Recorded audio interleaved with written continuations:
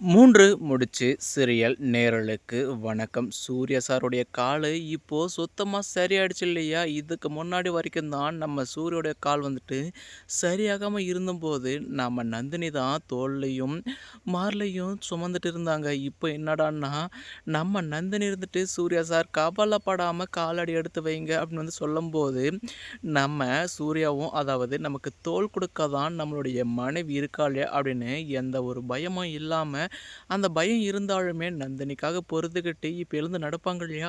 நந்தினி ஆமா நீ சொன்னபடி எனக்கு கால் சுத்தமா இப்போதைக்கு வலிக்கல அப்படின்னு சொல்லுவாங்க இல்லையா? மறுபக்கம் பாரேன் இப்போ என்னால வந்துட்டு சாரளமா வந்து நடக்க முடியுது.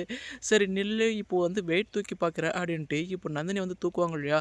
சார் வேணாம் சார் நான் வெயிட்டா இருப்பேன். அதுக்கப்புறமா உங்களுடைய கால்ல வந்து பேலன்ஸ் பண்ணா உங்களுக்கு வலிக்குமேன்னு வந்து சொல்லும்போது, ஏம்மா நீ வந்து எனக்கு பஞ்சு மாரி அப்படி இருக்கும்போது என்னுடைய மனைவி நீ.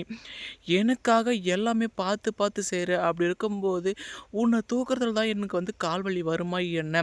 அதெல்லாம் பெருசாவே எடுத்துக்க மாட்டேன். அப்படின்ட்டு இப்போ நாம சூர்யா இருந்துட்டு, நந்தினிய தூக்கிக்கிட்டு இப்போ சுந்தரவள்ளி அம்மாவுக்கு இன்னுமே அதாவது டென்ஷன அதிகமாக்கணும். அந்த ஒரு ரீசனுக்காக ஸ்டெப்ஸ்ல வந்து இறங்கி போவாங்க இல்லையா? அப்போ குட்டி பிசாசு சுரேகா வந்து இருக்கா இல்லையா? "அம்மா அங்க பார்த்தீங்களாம்மா இந்த சூர்யா அண்ணா பண்றத?" போகும்போது என்னடான்னா, நந்தினி சூர்யா அண்ணாவ அதாவது முதுகுல சுமந்துட்டு போனா, இப்ப வரும்போது சூர்யா அண்ணன் அதாவது தூக்கிட்டு வராங்களே, "இது பாரும்மா இதெல்லாம் இவங்க பண்றதெல்லாம் ரொம்ப அநியாயம்மா" அப்படி இப்படின்னு சொல்லுவாங்க இல்லையா? "என்னடா சூர்யா அதுக்குள்ள கால் சரியாயிடுச்சா?" "ஆமாம்ப்பா நந்தினி என் கூட இருந்தா, எனக்கு எந்த ஒரு வலியும் பெருசா இருக்காது. எல்லாமே சீக்கிரமா சரியாயிடும்." அப்படின்னு வந்து சொல்லுவாங்க இல்லையா? ஆமான்டா. உனக்கு அவளால தான்டா உனக்கு வரப்போற எல்லா பிரச்சனையுமே. ஆனா, அவ தான் உனக்கு வந்து நல்லது பண்றான்னு உனக்கு வந்து தோணும். அப்படி இப்படின்னு வந்துட்டு இப்போயும் உசுப்பேத்துவாங்க இல்லையா? தாய்க்குளமே நீங்க சைலன்ட்டா இருந்தாலே போதும். நந்தினி என்னுடைய காலை எப்படி சரி பண்ணாளோ, அதே போல தான் கம்பெனியவும் இப்போ அவ வந்து மேன்மேலும் வந்து கொண்டு வருவா.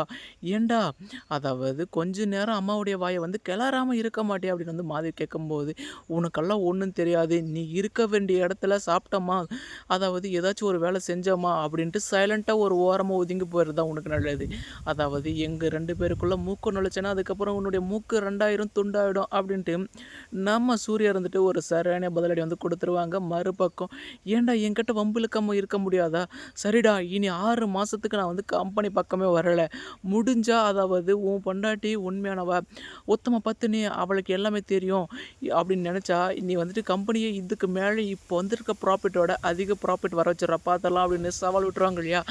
எப்படி இருந்தாலும் இனி இந்த சுந்தரவல்லியோட தொல்லை வந்து இருக்காது. ஆனா அப்படி இல்லனாலுமே, இந்த சுந்தரவல்லி அம்மா இருந்துட்டு ஏதாச்சும் ஒண்ணு பண்ணி லாஸ் ஆக தான் பார்ப்பாங்க. அது தன்னுடைய கம்பெனியா இருந்தாலுமே பரவால்ல.